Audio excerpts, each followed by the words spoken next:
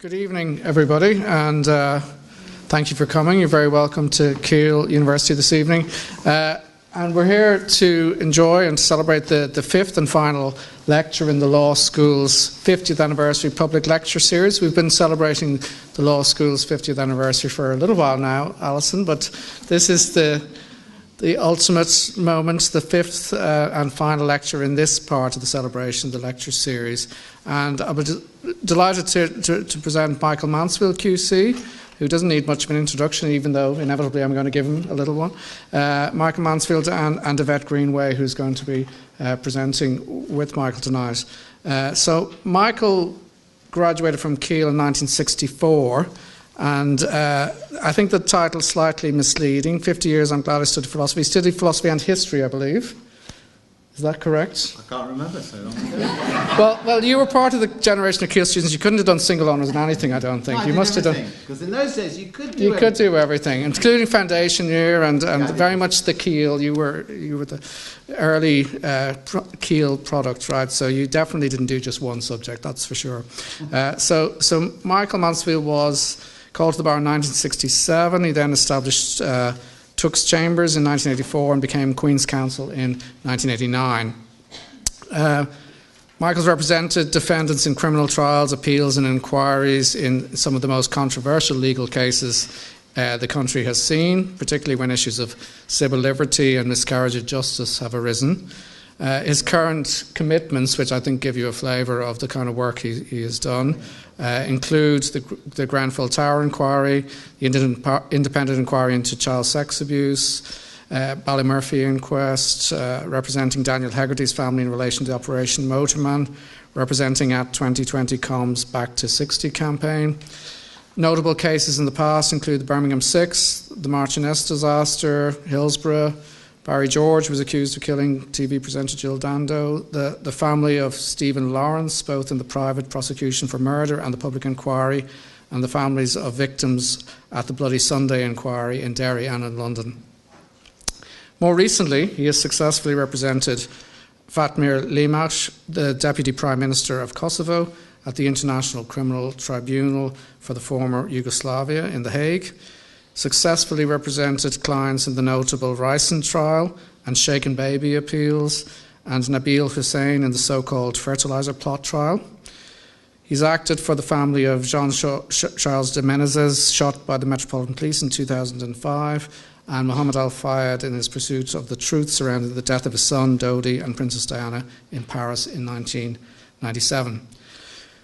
He's a professor of law at City University and holds a number of honorary positions at other universities. He's published books including Presumed Guilty, The Home Lawyer, and Memoirs of a Radical Lawyer.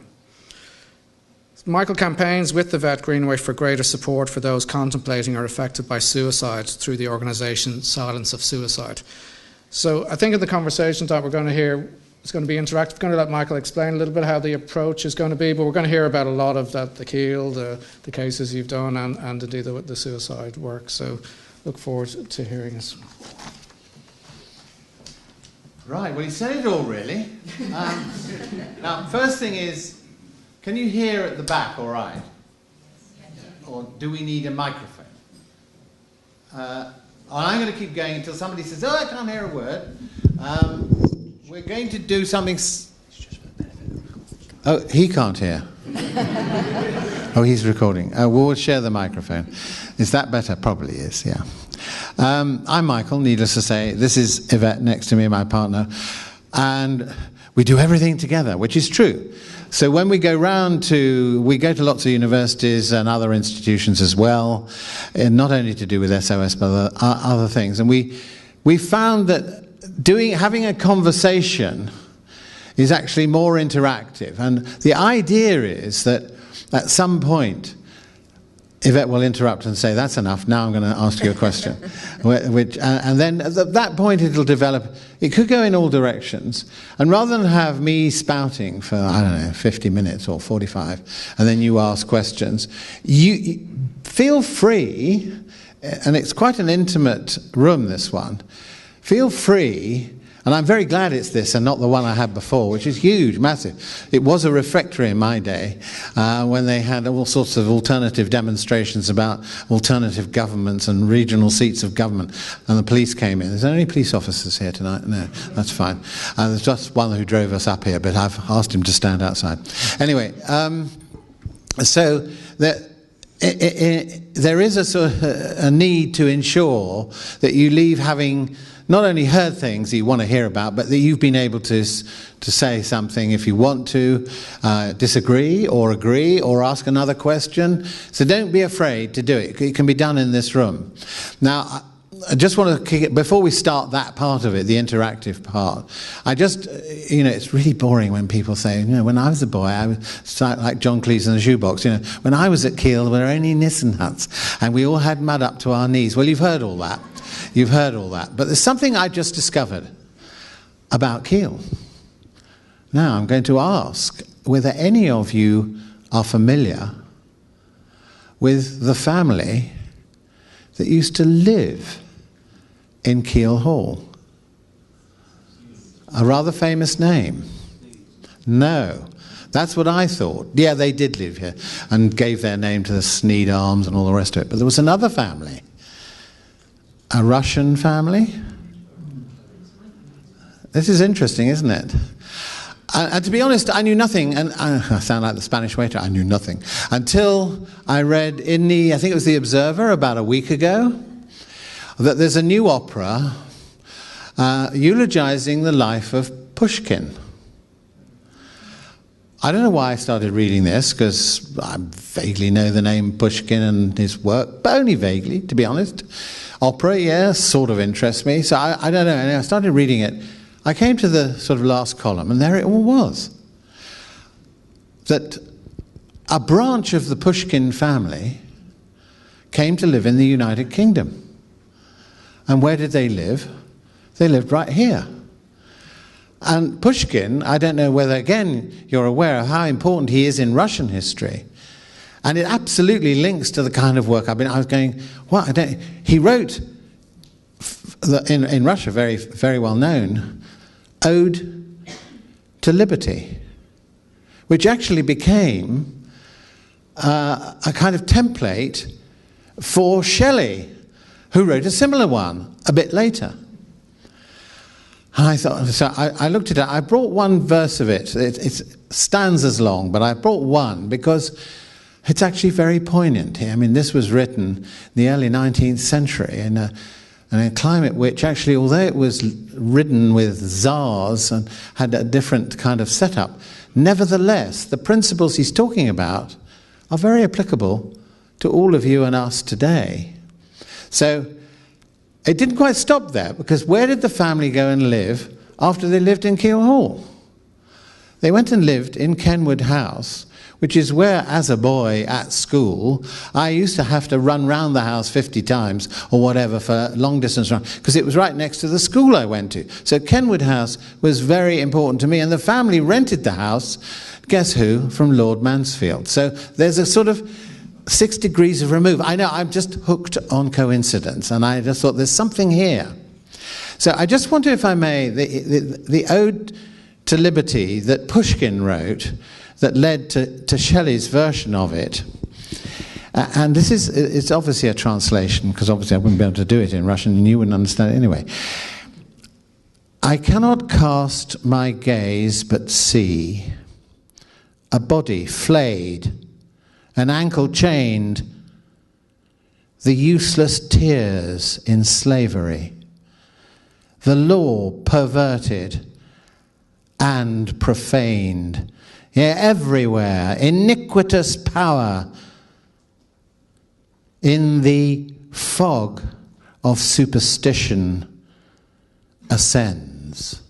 Well, not the fog of superstition, it's the fog now of fake news, of lies, of the way in which we are being manipulated not by a czar, but a different kind of international, global authority. And what the poem was really, if one was to read, I've read the other stanzas, it's really about the rule of law. And he was saying we can't be governed we can be governed by czars, but they have to abide by the rule of law, and the rule of law is being undermined on a daily basis, and this was one stance of doing it. So I thought, yeah, well, actually, that's what I've tried to do during my career, which is time for a question. Can you hear? Yeah. Hi, everyone. I'll take my chance now to use the microphone, because once Michael gets speaking properly, that'll be it. I won't get it back again. So as he said earlier on when he started, if anyone's got any questions at any point, whatever it's about, please just stick your hand up, okay, and we'll come straight to you. So there's no sort of set format here. But what I want to do with Michael is work backwards in time. So we'll come to Keel right at the very end. But I want to start with what he's doing currently in terms of his legal work. And I'm sure there's no one here that won't have heard of the terrible atrocity that is Grenfell, and the serious repercussions and questions that have been asked as a result of that. So I know your work's starting with that now, Michael, isn't it? In fact, you've got a meeting tomorrow. Yes, I thought, I'll just take it back for a second. I thought we might start with Grenfell because it means a great deal to both of us. We went down there at the beginning, and Yvette can talk a bit about why we went down. There were a number of reasons. One, I'd represented people in the Notting Hill constituency before over many years. But it seems to me, I have to ask, are there any members of the press here? No, that's all right. What I'm going to say is for your ears. I don't know whether it's being published elsewhere. I have to be careful what I say in public because I'm engaged in this case. But it seems to me that it's one of the most important cases I've had. I've had a few important ones that have been recited to you. And it's important because it symbolizes something for which we are all responsible. And that is the way in which we regard and treat members of our own society. It's not just about a fire. Well, of course it is, in terms of what you saw on television, and the fact that you saw people jumping for their lives and then dying and burning to death. It can't be a worse inferno than that. But behind it all lies the aspect of the rule of law, the extent to which, this was regulated or deregulated, the extent to which this should never have happened at all, was foreseeable and could have been avoided. This is the big lesson. Now, tomorrow, there's a hearing in the High Court. And what's the hearing about? You may say, oh my goodness, this is getting a bit technical. I'm not going to get technical at all about it. It's a judicial review about a decision that Theresa May took, having set the inquiry up to look into how this came about. She's kind of thrown it out and then not really followed it through, because the issue tomorrow is whether one judge, a High Court judge who's retired, should control, manage, and do the whole inquiry on his own. And we are saying no. Sorry, the issue here at Grenfell concerns social housing, concerns austerity, concerns whether we listen to what people say about their predicament. Now, I've just been talking to some clockers. Can I call you clockers? Who go out into the community to help in the local court. An excellent idea. And I'll get it in now, Alison.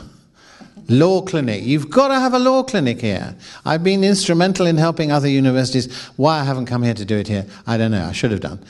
Manchester, I've done it twice. Kent, I was involved in from the beginning.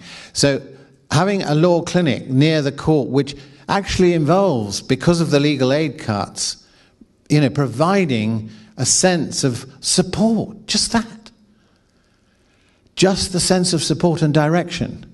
Absolutely vital. And so the hearing tomorrow is about whether this judge should sit on his own, because, of course, he's not one of us. And if he sat here, you'd know he'd stand out. It's not his fault. And I'm not being critical of him personally. I'm saying the system allows for a panel, a cross-section of people, to sit with him, to make decisions. And the families who've been so bereaved and all the rest of it are extremely anxious about a situation in which they feel the matrix of their lives are not going to be represented here by somebody who may approach it technically in a brilliant way, but there's more to this than just the building and the flames. And so tomorrow is a big issue as to whether the High Court will say to Theresa May, go back and consider appointing other panel members. So you may read about it tomorrow, then probably you'll see the significance of it. The actual public inquiry starts at the end of this month with something called pen portraits. I mention it because you may read about it, where it's going to allow the relatives the opportunity to take centre stage and to speak about the people who they've lost. Very important. So you, as it were, bring it back to a certain reality. And the chair's agreed that, which is a good start. But there'll be a series of people just talking about how people died and what it means to them. And some of them were on the telephone to the loved ones who died. So you can see how moving it will be. The same thing happened in the, well, this isn't an inquest, it's an inquiry, but it happened with the Hillsborough inquests. That's how it started, with the families speaking. Now, the reason we went down there at the start was partly because of something we've set up together, because it arose out of, in my case, the suicide, actually only a few days ago, but 3 years ago, of one of my daughters, and Yvette had suffered the same. So, so this is an offshoot. I'm not just a clinician who goes along and does the law. The law is a living, organic place. That's how I see it. And actually, I owe a debt to Keele for that, because in the days when you had, and it hasn't happened again, but it should, the foundation year, and you have a shop window on everything. And I ended up doing a subject I knew nothing about. And Mr. Flew, unfortunately, who died a few years ago, had me over the coals and got me to do the work, got me to think, and got me to understand. And so I owe Keele a great debt of gratitude for that. But that's why I don't stick to just the courtroom and we did this other thing. I think Yvette's just going to explain what we do. Yeah, so the one thing that you can't escape and you can't avoid noticing is with any of the cases that anyone does, there is a psychological impact on everyone to lesser or greater degrees. It is there. And these people, whether they're in the right, whether in the wrong, that doesn't really come into it in terms of mental well-being. The fact is everyone needs supporting, everyone needs help. So as Mike said, just over 3 years ago now, one of his daughters, Anna, sadly took her own life. I'd already lost 4 friends and colleagues to suicide as well, so sadly it's something we both had an experience of. Wholly unwanted, of course, but there you go. And we realised so quickly that this word, suicide, people just didn't want to say it. They didn't want to talk about the subject, or if they did want to talk about it, they felt that they weren't going to be heard, that people weren't going to be there to listen to them. They were going to be judged. The stigma was and still is actually so huge, isn't it? We're still battling it. Every time we do a meeting, people come up to us and say they're so relieved that for once they've actually been in an environment where they feel it's safe to talk about this subject and no one's going to say anything bad because everybody else understands. And that's what we do. So we started working with some of the bereaved of Grenfell, and it was absolutely awful. I'd never sort of worked with victims of a criminal act, which in my opinion, Grenfell is a criminal act, and seeing the effect it has on people, that young teenage children that we spoke to, they were feeling suicidal. They were coming back from the doctors with prescriptions in their hand for sleeping tablets, antidepressants. They didn't have a home anymore. Their identity had basically been erased. And they were walking around basically in a stupor, and you're thinking, my God, where are the support services here? You know, where are they?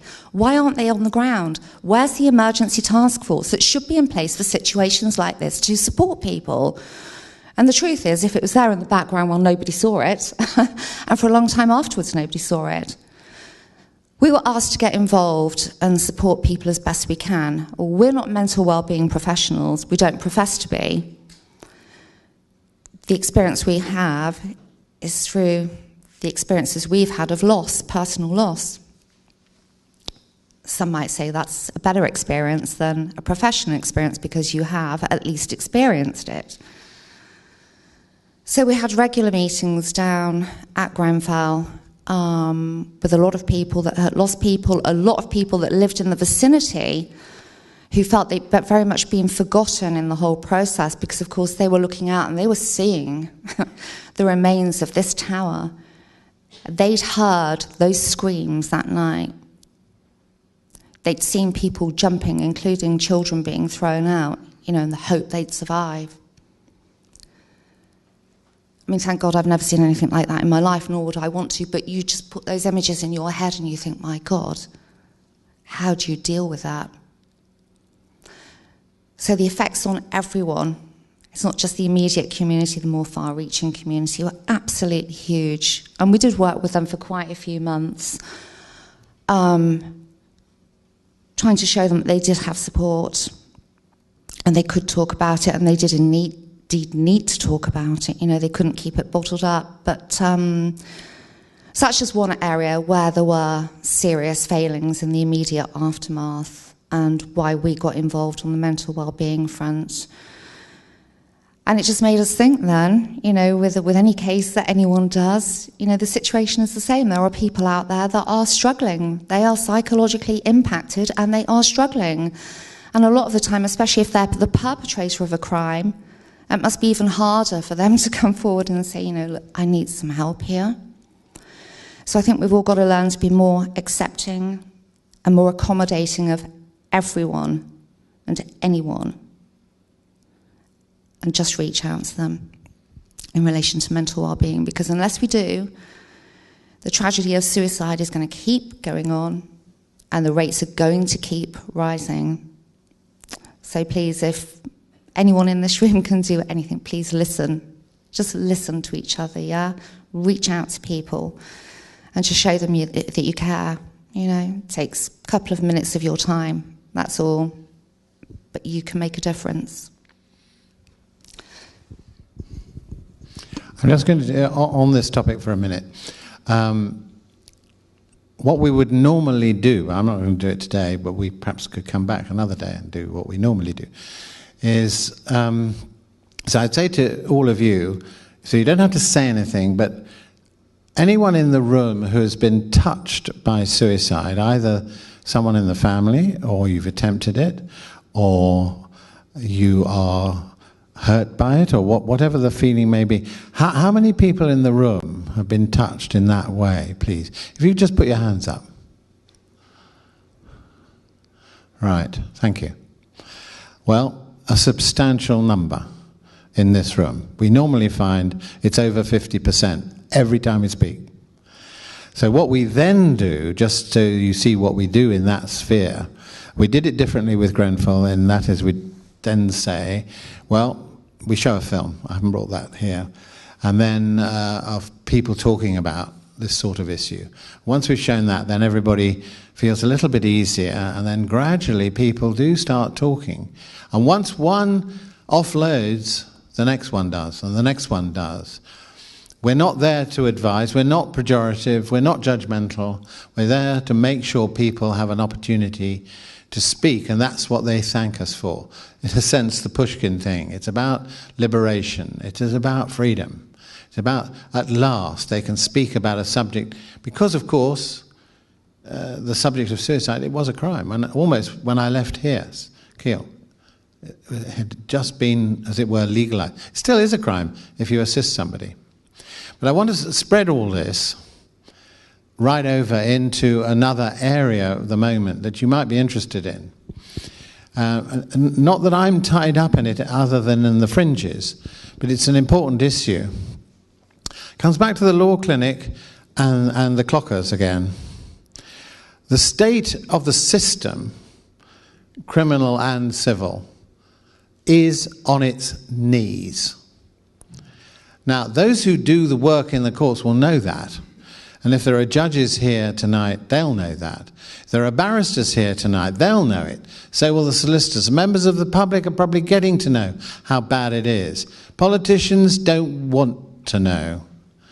Legal aid and legal provision is a very poor relative as far as they're concerned. Their eyes are on other topics, and the one that, of course, is captivating all the time, I've no doubt with the local elections here today, the Brexit issue is right on the top agenda. So other things fall off the bottom. And legal aid, without question, is. Now, if you need any convincing, it's not me just saying that the system is on its knees.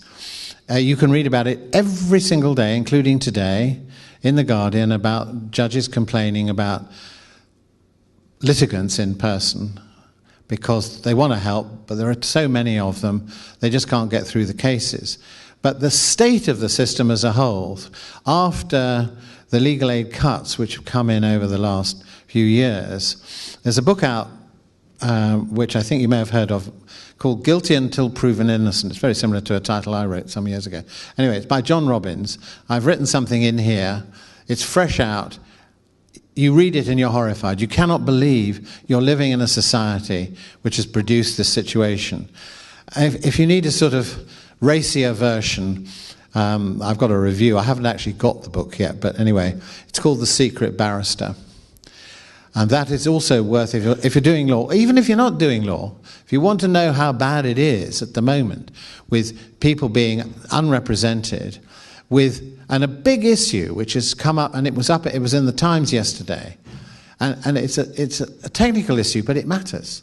It's called disclosure and non-disclosure. Now, I did some of the apocryphal cases in the 80s, which was actually raising the threshold so we should have a much more rigorous scrutiny of the material available.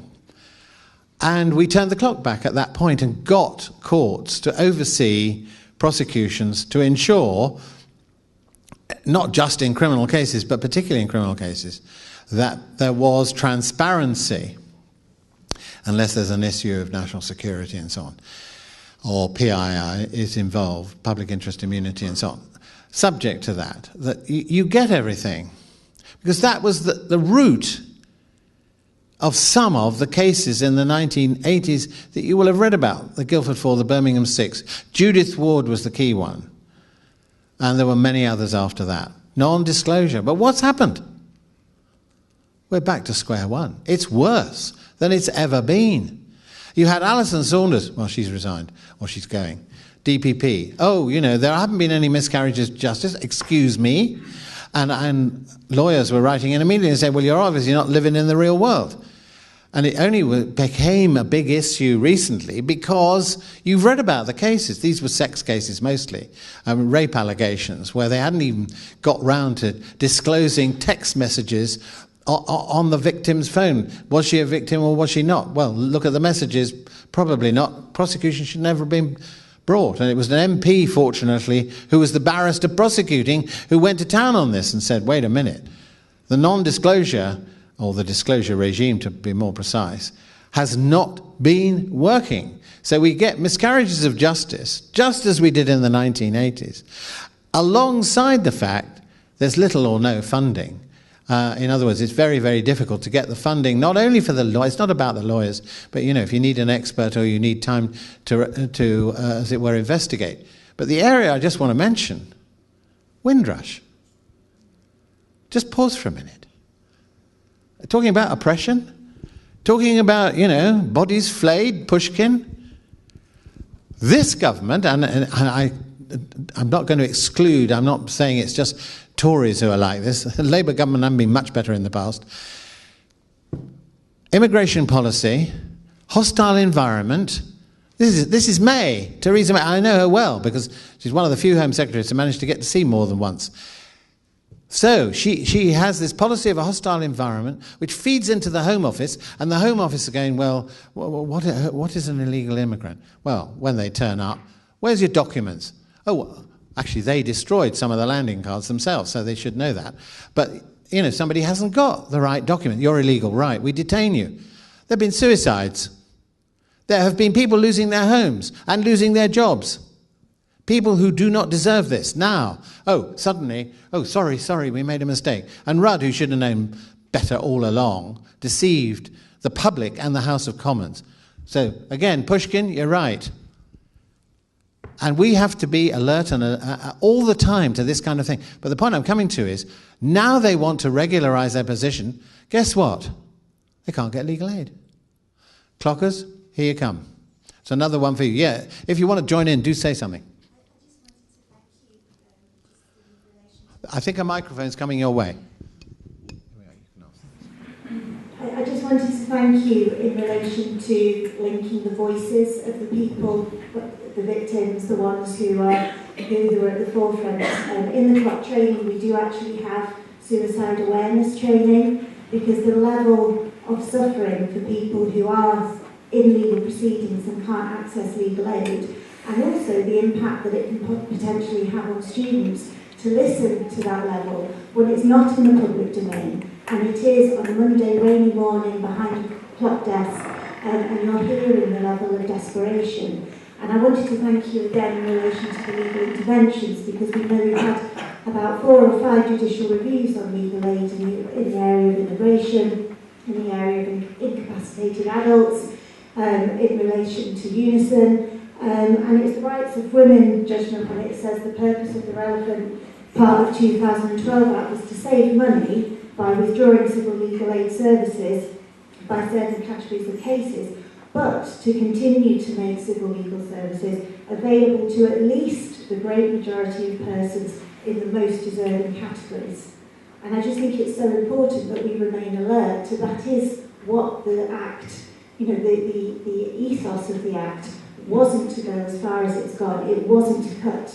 I mean, the government itself has admitted it saved twice as much money as it should have done. So it's how we actually work as CLOC to raise the voice of 1, of 2, of 3. We've now assisted 3,500 litigants in person, and how we raise that voice to make those challenges. Okay, it's a good point. Good point, entirely. So just to follow on, in a sense that it's a related topic, but the other thing that's in the news at the moment to demonstrate how bad the system is, and it maybe you don't need persuading, so I'm just raising it because funding, legal aid, access to the courts is fundamental, because there's no point in talking about the European Convention, which of course they're wanting to effectively derogate from, but there's no point in talking about human rights on any scale, at any level, if you can't get to the courts to enforce them. And that's the situation we've got to. But the other thing that's got the news today, besides judges saying, well, we can't go on like this, having so many litigants in person, what are they doing about the prison population, which is now higher than it's ever been, and we have one of the highest populations in the world? So, what's the edict that's gone out to judges? Stop sending people to prison, effectively, because we haven't got any more space. And the particular thing they're saying is don't suspend so many sentences, which will mean more people going to prison, in my view, the logic of it. But don't suspend any more sentences, because if they breach a suspended sentence, they have to go to prison. In other words, the prisons are absolutely full. There's no room for any more. So the system is having to say, too many people being sentenced. So at both ends, the start of a case and the finish of a case on a criminal front, we're living in a disaster area. And I think as soon as somebody wakes up to this, particularly on the political arena, so they actually begin to address the problems. And I don't want to hear the argument, we haven't got the money. Given what they do spend it on, I think they do have the money when they really want it. So I'm not going to put up, I can obviously go into what money is spent where. If you want to service a country. If you remember at the end of the Second World War, when we were pretty well on our knees, what did? We constructed something which you now hardly dare utter the words. Well, I do anyway. A welfare state, which meant something. There's no welfare state now, except for the people who can afford it.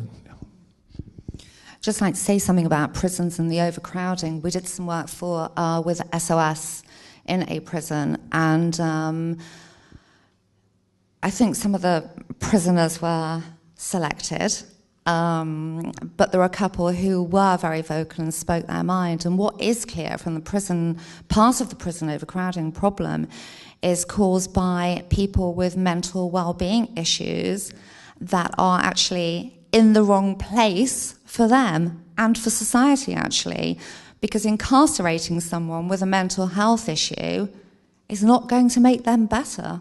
In fact, in some cases, it could even, make them worse, perhaps, certainly exaggerate their behaviour.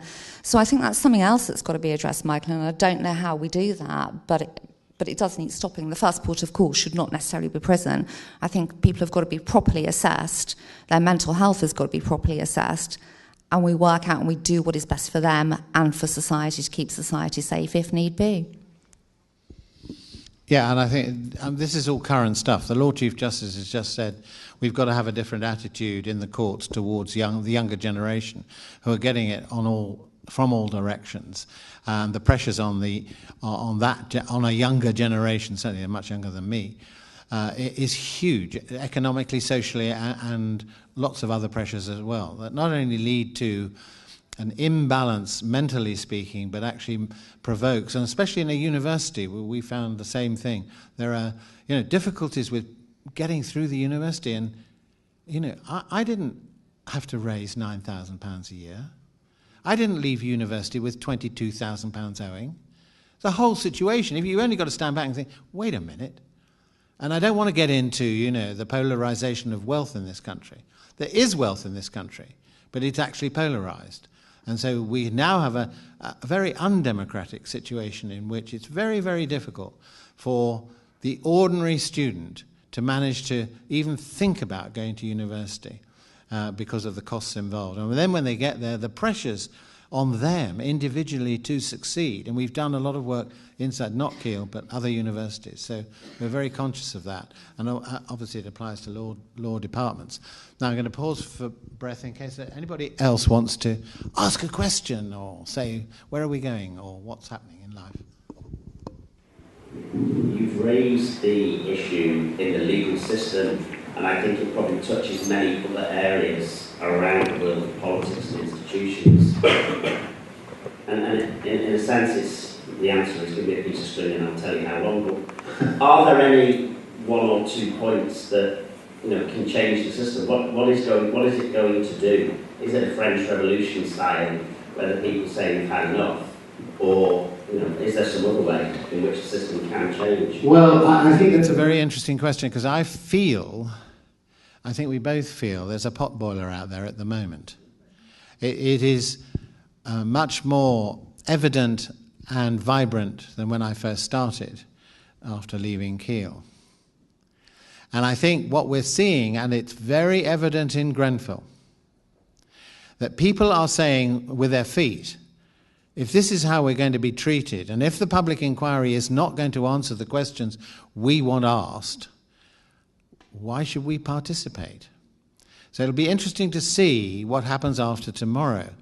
And in a lot of the other cases I've dealt with, I'll give you one other illustration. We were both a week or so ago at the Lawrence Memorial. I think they provide a very stirring, inspirational example. 2 ordinary people, just like everybody in this room. They wake up one night and they discover their son is no more. But unlike the advice they were getting all the way through from the authorities is a pat on the head, it's all right, we're looking into this and we'll make sure, They've never taken no for an answer. They've persisted and persisted and persisted. And in a sense, this is partly the answer. I do feel the time has come in a sense, for people to retake control of their lives. Now, a few years ago, I had a lot to deal with the Occupy movement, which has kind of petered out a bit, but there is a need to reinvigorate, I call it the power of the people versus the people in power. And I think the sooner they wake up to the fact that, their livelihoods depend on you, and they depend on you making your voice very clear. That's why they got themselves in a real twist over Brexit. They thought they had it controlled. I don't want to get into the Brexit debate, but what was very interesting about it was that people weren't voting necessarily along party lines at all. They were voting saying, we've had enough. Now, it may have produced a result that even they themselves may not have wanted. But I think within the legal arena, barristers have gone on strike. I don't know whether you noticed. I mean, I shouldn't be here, really, in one sense, but I'm not doing any work under the new scheme, which comes into force on April the 1st, this last April the 1st, which is part of the 40% cuts. We're not going to participate in this. Now, when I started in 1967, it would have been unheard of for me to even speak about it, let alone stand up and be counted, let alone march the streets with Maxine Peake from Manchester, in bands all dressed up as a barrister. Something is happening, which I think is very important. It isn't quite ripping up the cobbles from the courtyard and throwing them. It isn't quite that, but it is a real feeling that we've been pushed far enough and it cannot go on. And the Lawrences, in a sense, and that's why I think when May came to the service the other day, along with Corbyn, along with Sadiq Khan, the Mayor of London and so on, they're all sitting in the front row. And Lenny Henry came on to introduce students, actually a bit like the students I met tonight. Because what Doreen has done is to empower people by the trust she set up. Not just black students, white students as well, although the three produced were black. And Lenny was able, in an inimitable fashion, only he could do it, was talk about an unhostile environment in this church. And of course, he directed all his remarks at May. And of course, the audience were beginning to laugh. This is in St. Martin's in the Fields, in a very serious environment. People have got it. And he introduced the three students because of their achievement, of where they got to, which of course is what Doreen would have wanted, and Neville, for Stephen. So it's about taking control. And that is why I think, for example, there is one for legal issues. Crowdfunding has come into its own, because ordinary people know that a small amount of money can do a lot of good and can raise issues into campaigns. Campaigns take off. You get a certain number of signatures. They've got to have a debate in the House of Commons. And you put your local MPs and all the rest of them on the spot, whatever party they're in, because you've come together. And the word I use is solidarity, another word that's gone out of fashion. But it needs a solidarity of people, ordinary people coming together and saying, this is what matters.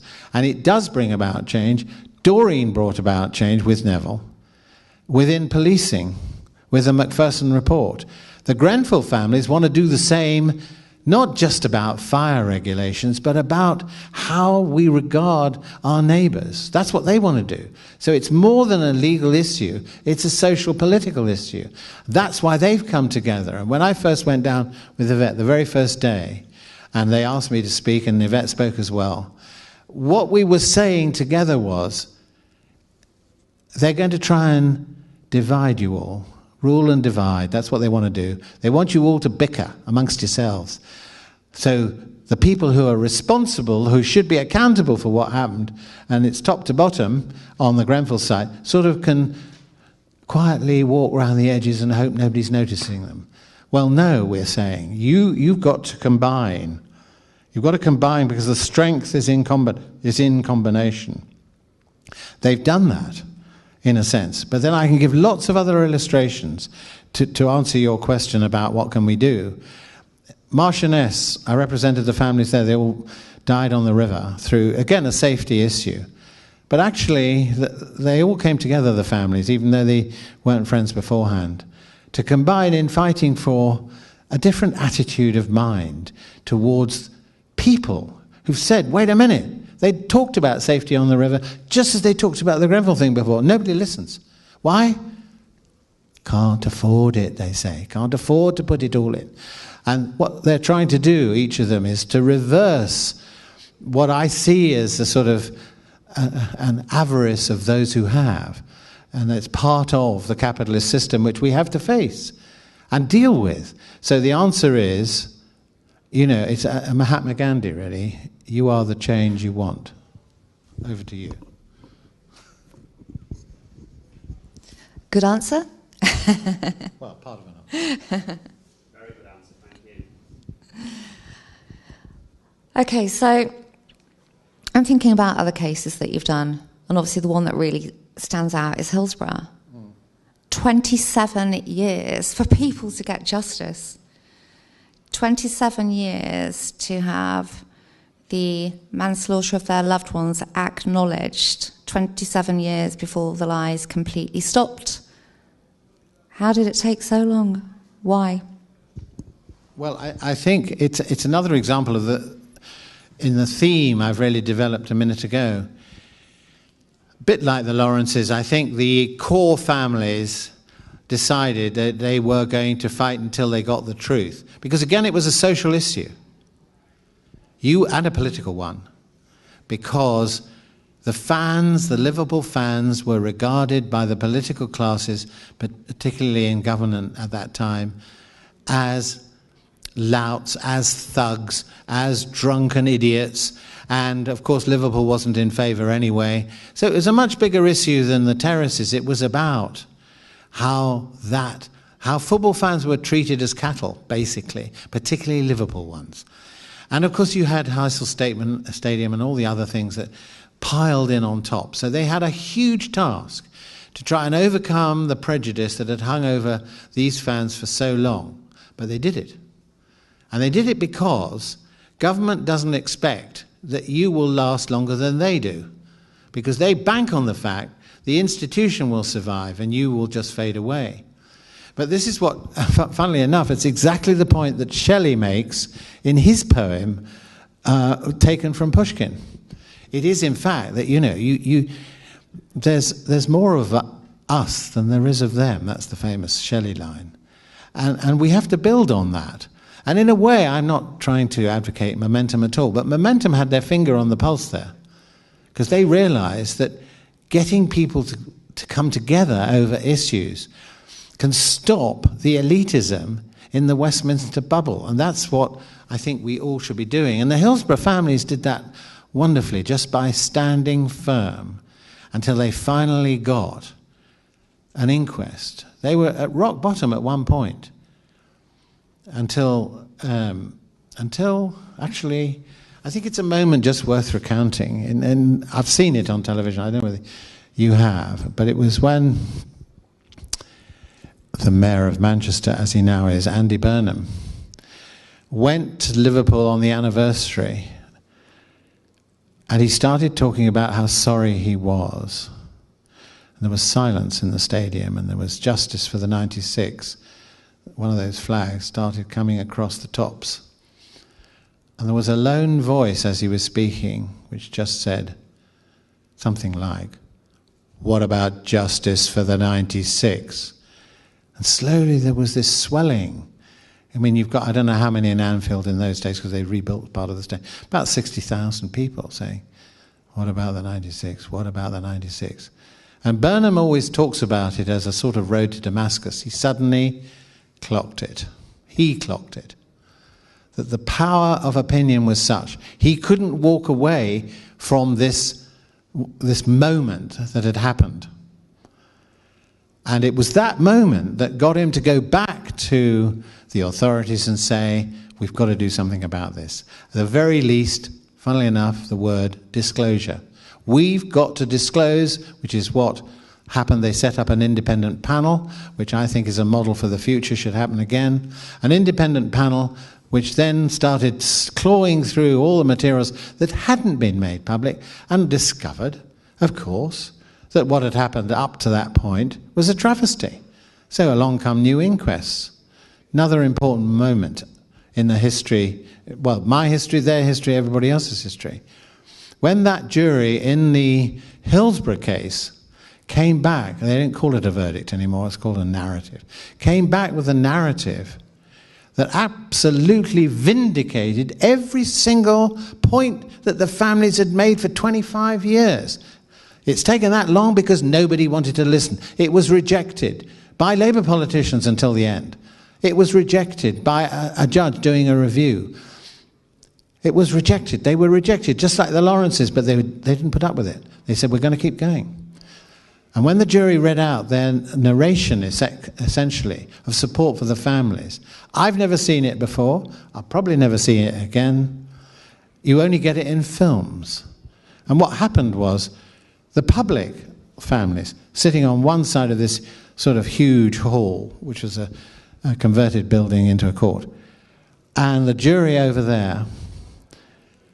And as they came back with their narration, the families got up and they started embracing each other and clapping. And the jury got up. I was sitting in the middle, roughly about this point. I've never seen it happen before. And much to the coroner's amazement, and to give him his due, the coroner was another High Court judge. There's nothing he could do about it. The jury, who are ordinary members of the public, and the families, who are ordinary members of the public, fused together and embraced each other. That was a moment of justice which is rare, brought about not by the system, not by the system saying, oh, we've made a lot of mistakes, we're going to correct it, we're going to pass a lot of statutes and never happen again. No, no, no. They had to be pushed reluctantly all the way, with the families saying, we won't, how do we want this, and so on. It's the families, not me. I couldn't do it without them. It's because they knew the strength of their position. And this is going to happen again and again. I can give you lots of other illustrations where the ordinary person has said, I'm going to fight this. You know, whether it's a dying child who they feel should be given an opportunity, or whatever it is. And if we can't get the money, we'll find it some other way. In other words, it's the perseverance and the stamina and the courage that brings law to life. That's what it should be about. Not all of us can do it. Anyway, sorry, so that's sort of hiving off a bit. How am I doing? Have we overrun? No, perhaps not. Yeah, okay. I was just going to say, Michael, it's, well, in relation to Hillsborough, this particular question, but given in mind all the safety issues that were highlighted, some serious safety issues, why is it now that there is now talk about bringing back standing, being labelled as safe standing? Given what happened at Hillsborough, can there be such a thing as safe standing? And how are they going to monitor that? Can they monitor that any better than they monitored standing when Hillsborough occurred? Well, it's a big issue, safe standing. I'm glad you raised it, because it is finding its way back, because certain clubs, Liverpool being one of them, are saying, oh, you know, we've lost the atmosphere of the terraces, you know, cheek by jowl and all that sort of thing. I know what safe standing is. It's, I don't know whether you've been on London tubes, but it's a sort of beveled seat, just the height of your bottom, and you just lean on it, basically, but you're standing. And if they do bring that back, and the families don't want it brought back, but if the clubs want it, and of course the clubs want it back, why do they want it back? Money. So we're back to that, because they can cram more people in that way. And of course there are going to be, because you can easily climb over these seats, and there'll be a surge. I mean, we went to see, dare I say it, because you're probably not Arsenal supporters, but we went to see Arsenal the other day.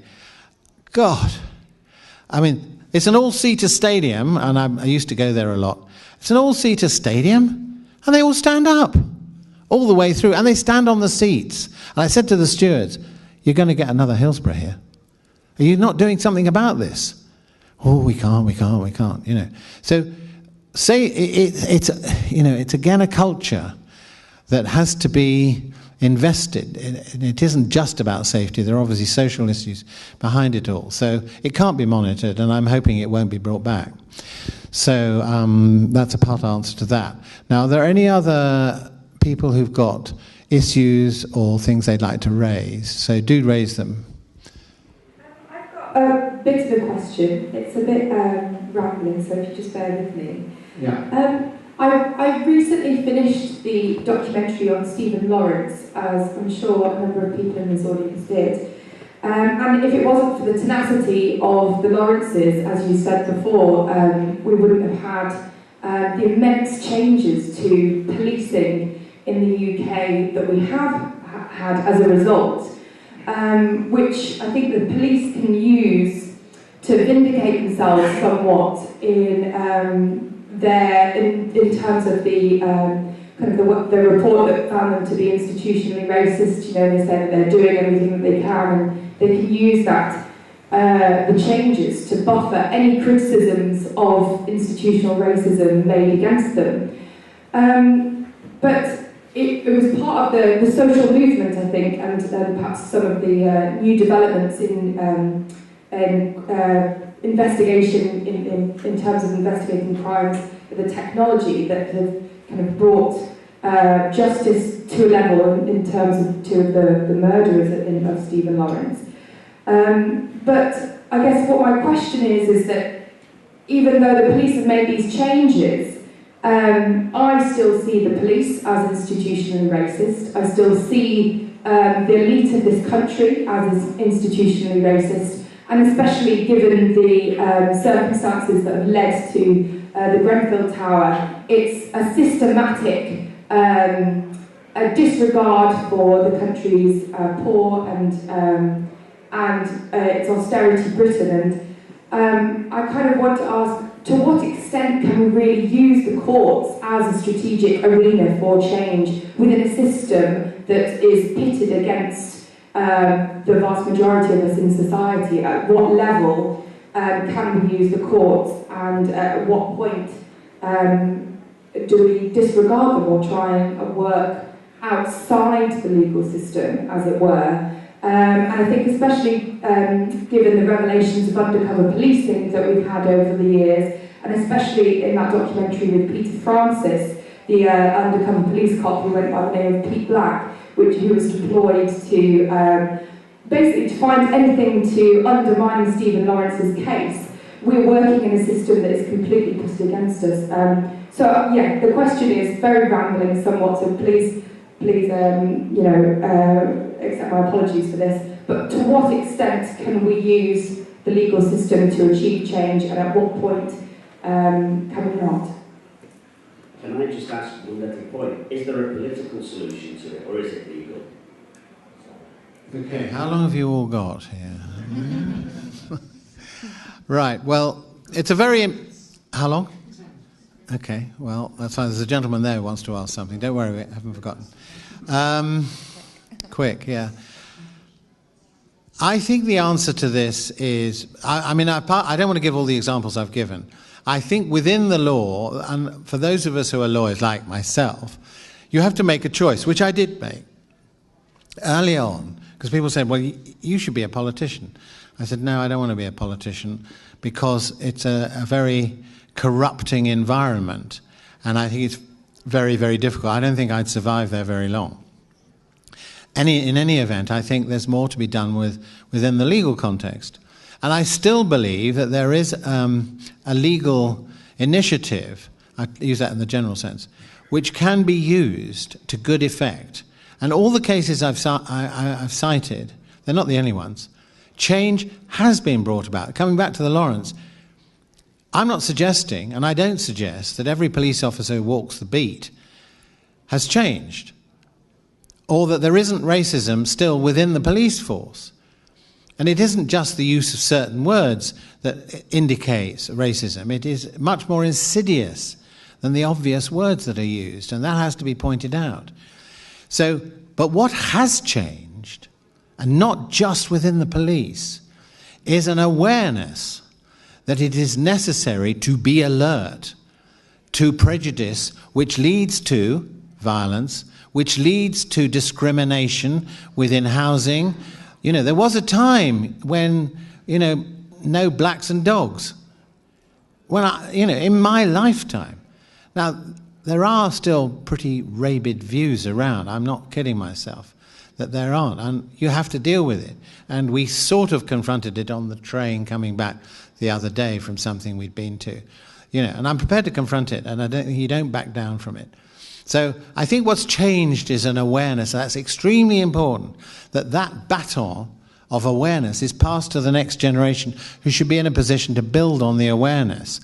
And it's not quite like the Me Too campaign, but it is about ensuring that people stand up and speak about it, talk about it, just like the suicide initiative that we've done. We want people to talk about it and not be afraid to talk about it. So I think that's why these cases where reports are brought out, they do rest on the back burner unless you say, which is what Doreen and Neville have done.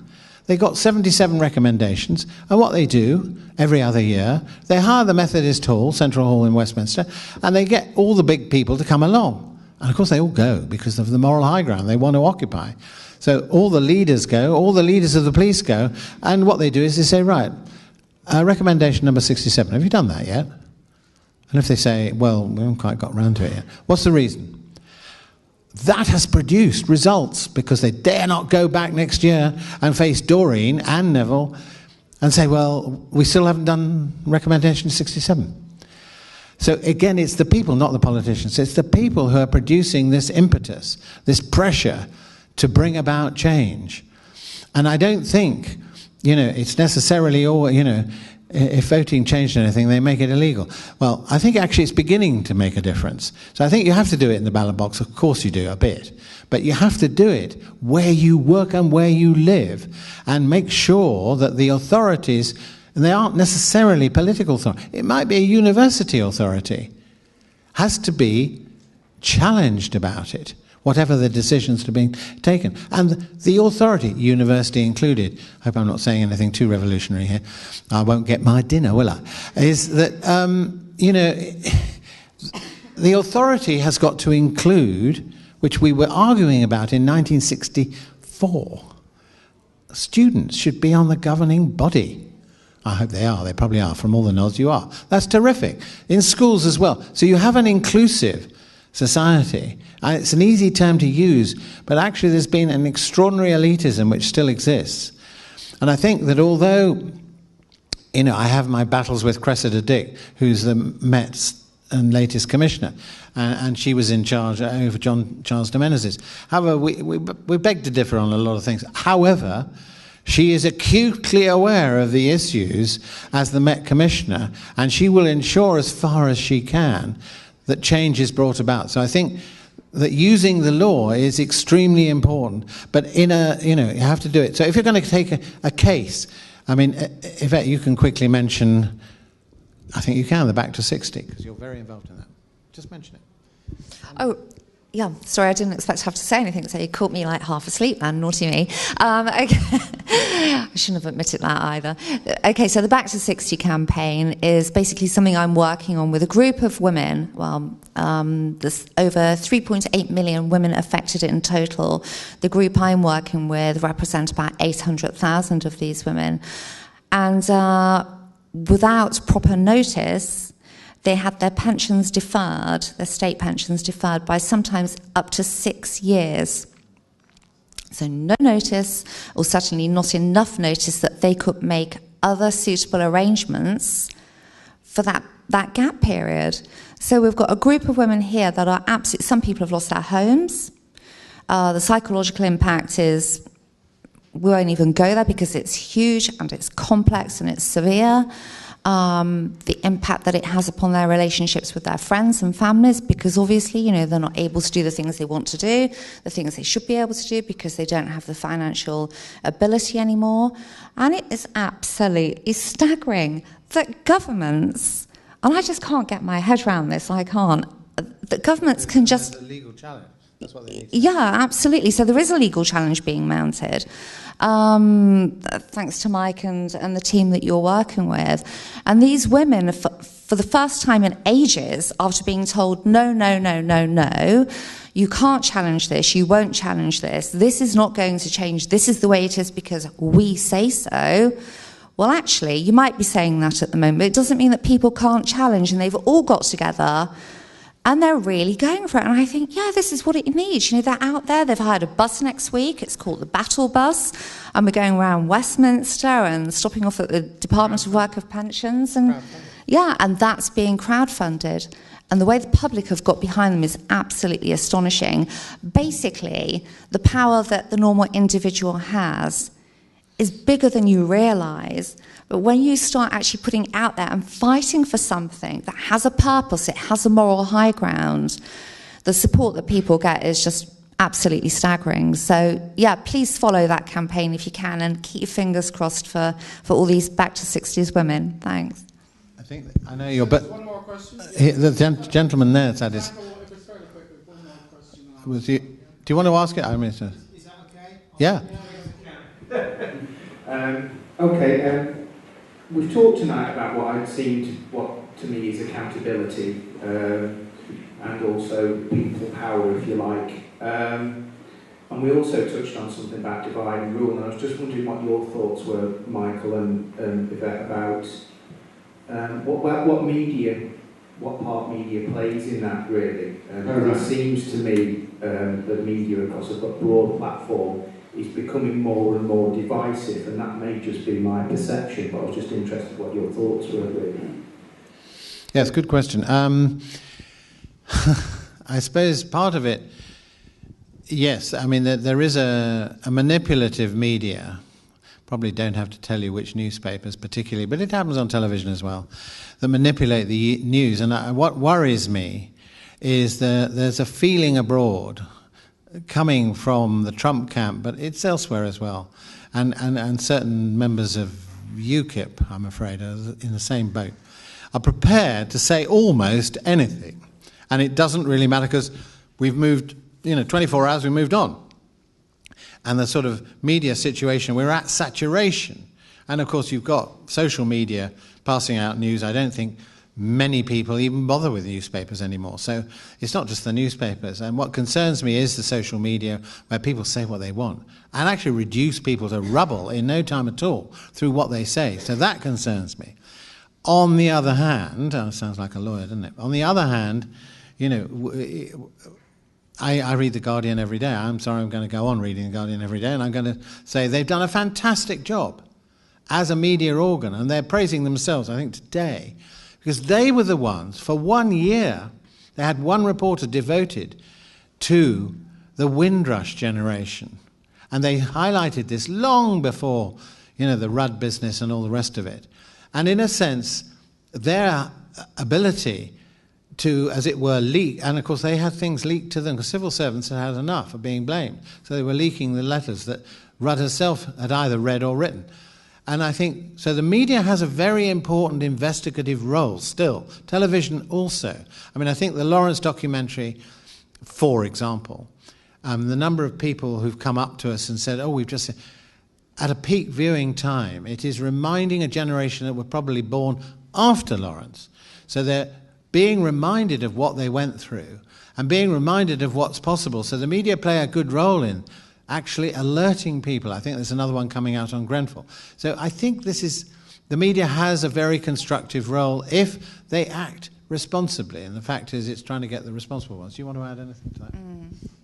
Yeah, just quickly, I think it's really difficult because the media, whichever arm of the media we're talking about, the fact is they have their own ways that they want to convey things. They're going to put things in such a way because they want you to read their take. They want you to sort of join forces with them, their take on things. So I think whilst we can't necessarily control what the media put out, we can control whether or not we accept it. And I think it's down to all of us. We have to question what we read and explore as much as we can, and then come to our own informed conclusions. I think I've run out. I think we are. Well, I think we could continue for a long time, I'm sure, but it just really remains for me to, on behalf of everybody, to thank you very much for sharing your reflections over the career, over all the work you're both doing in recent times and so on. It's been really fascinating to listen to and very inspiring, and it does touch a lot of issues that are of concern, obviously, to the work that's going on in the university. There's some of the critical kind of theoretical work that's going on, and a lot of students are concerned about issues that you've talked about, as indeed are the academic staff, in terms of the way in which we want to continue to promote thorough critical investigation of issues that matter in the world, and that's what we do want to continue to do here at Keele. So you've helped very much, not just for the law students, but for all of us. So I think we just want to thank you in the traditional way. So thanks very much.